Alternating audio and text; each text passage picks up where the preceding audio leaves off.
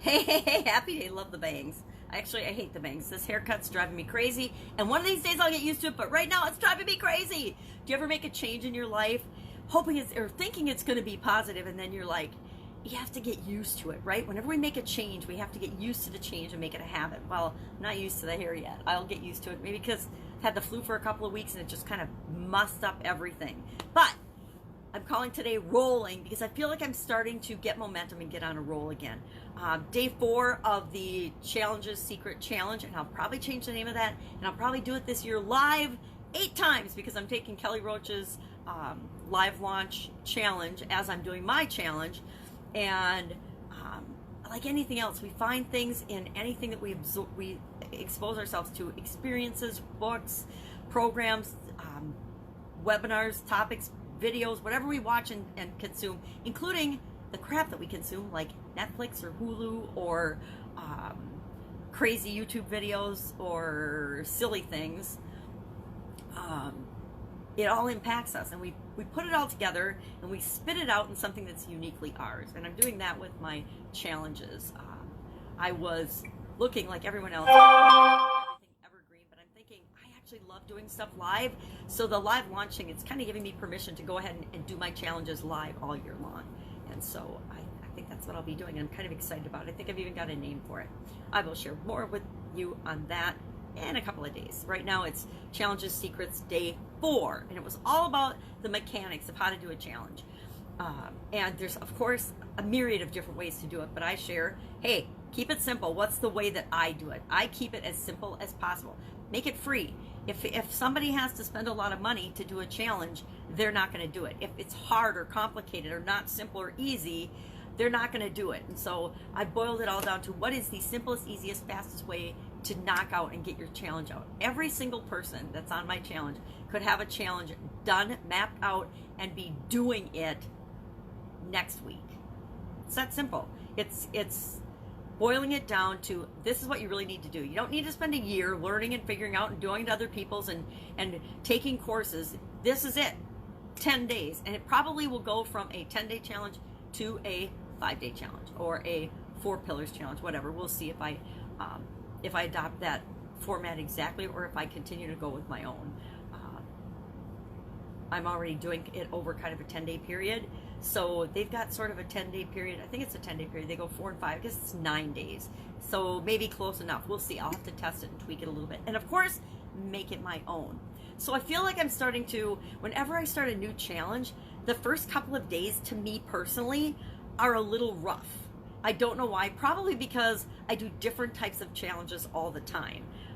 This is actually only about the 2nd or 3rd time that I've done the same challenge again. And it's never the same challenge. It's the same topic. I did stress when I was, before challenges were even a thing. On my blog, I did a daily stress relieving challenge because I had tons of stress in my life. This was actually back before my sudden cardiac arrest, and I needed to de-stress my life. And so I did a 30-day challenge to try to get the stress down, and it worked a lot. So I went right back in and I did another 30 days. I had another 30 days on it, so it ended up being actually a 60-day challenge. That was probably my first longer challenge ever, because I just needed to do that. So I think the reason that the first couple days feel a little rough and I don't feel like I'm flowing is because I don't do the same one over and over again. I think if I adopt the live launch strategy with my challenges and do it over and over again, but live this year, I think that'll be really, I think that's the key. I think that's the thing that I'm missing, is I'm always doing new things. I'm always learning new things. Shiny object learning loop much? Yeah, totally. So I think that, and not I think that, I know that this feels better to me. This feels right to me to focus in on something I love to do, something people need and can really benefit them, and then focusing it in on and for a narrow group of people. I think this is the direction I'm going to go this year, at least 2020. Vision, focus, right?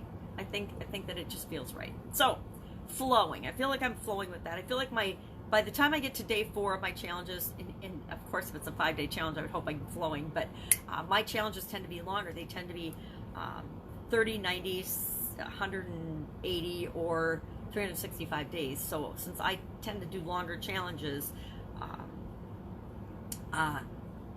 sometimes in a new topic all the time, it takes a couple of days to get into the flow of it. Now, when I do a longer challenge, I think I showed you this already, but I map out, like when I did my 90-day blood pressure challenge at the end of last year, I map out just an outline, a really sketchy outline of the days. I'll even show you if I can grab it quickly here. In a journal type notebook, I always start a new notebook for each one, but I just map out, now this is going to be several days, of course, the outline of the topics. I just brainstorm it out, and then I just then talk about each of those topics each day live. And I'll do that for whatever length challenge it is. But on the longer challenges, I outline it.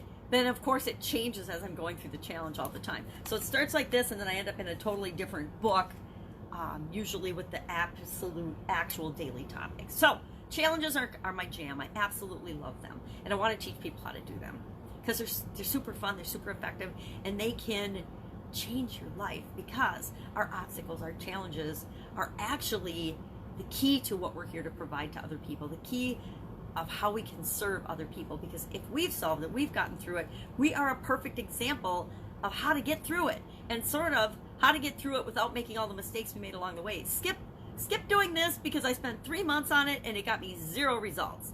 Maybe it would work for you, but the probability is that you're not going to get the results out of that either. So why not just skip over that 3-month learning curve and start right here, or that 3-year or 3 decades in some instances learning curve. Topic today for Supersize Your Business was in dire straits. And of course, for some reason, a couple of days ago, I did the 10 English idioms that are about problems or difficulty or challenges. I'm doing a 10-day challenge, so I was like, I wonder what the top 10 idioms are about challenges. And of course, I didn't get challenges, but I did get problems or difficulties. And it turned out that in almost, over 300 days of doing a daily idiom, I'd only ever done one of them on the list. So I thought, well, why not do these 10? So apparently, beginning of this year, I'm talking about difficulties and challenges every day. So today we talked about in dire straits, and how can we actually use being in dire straits to move our life in the direction we want it to go. We can do that by solving our own problems and helping other people solve their problems, so that they don't feel like they're in dire straits, so that they do get out of difficult situations and troubled situations that they think they thought or believed they maybe couldn't get out of, or were really freaking out and stressed out about. We can help them do that in that way. Fun day 2. Today was day 2 of doing one fun thing every day, and it was about just drawing out and mapping out our family tree and how our family tree can be fun. Now, some of us might not have had super duper fun, amazing families. I happen to have an awesome family, so I was excited to draw out my family tree, and I did it in the book, but you can just do it on a napkin or on a post-it note or a scrap of paper, and just start with yourself and go back to your parents and your grandparents. If you want to do more than that, go ahead. I will do, this is bad, but I do not know my family tree. I know one of my aunts on each side of the family have done extensive work in family trees, and so I feel like I should get that. I feel like it's kind of interesting to know your heritage and where people came from and who they were. It's just kind of interesting and fun. But I've never really done it. I don't really live in the past. I haven't really, that's a little bit of a lie. We all live a little bit in the past. But I'm curious now, after doing this fun exercise today, I'm curious about my heritage and my ancestors. I think it's interesting. What else have I got today? Birthday lunch for my sister. She got the flu too. Everybody seems to have gotten the flu. Sad but true. And I know I didn't start it, but I caught it somewhere. And I am actually feeling like I'm climbing out of that big, deep, dark hole of feeling crappy all the time, and I can get my energy back in it and move.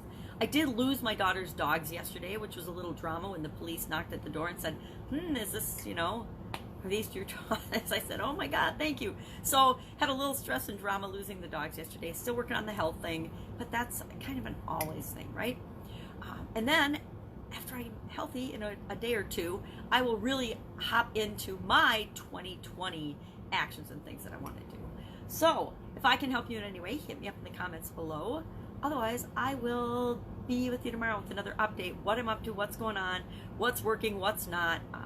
I've done a lot of, in the last 700 and some days, stuff that was interesting. I learned a lot, and it's all, sometimes we think that our effort that we don't apply immediately is wasted, but it's never wasted because it all comes together to create something unique and different and special that only we can provide and share with other people. So sometimes I like to beat myself up and say, oh wow, that course was a waste of time. I only learned one thing out of it. But guess what? If I got one thing out of a course or a webinar or a book or a audio or a video or something that I listened to and invested some time in, then it's worth it. I don't expect to get everything out of one thing or one source. I know that who I need to become and how I need to become and what I need to learn is different than anyone else. And so my path to that is going to be different than anybody else's. And that's part of why I share this journey with you, because I don't want you to ever feel like you're alone or that you're the only one that's doing these things or crazy or that you're the only one that's ever made a mistake, because oh my God, I made a gazillion.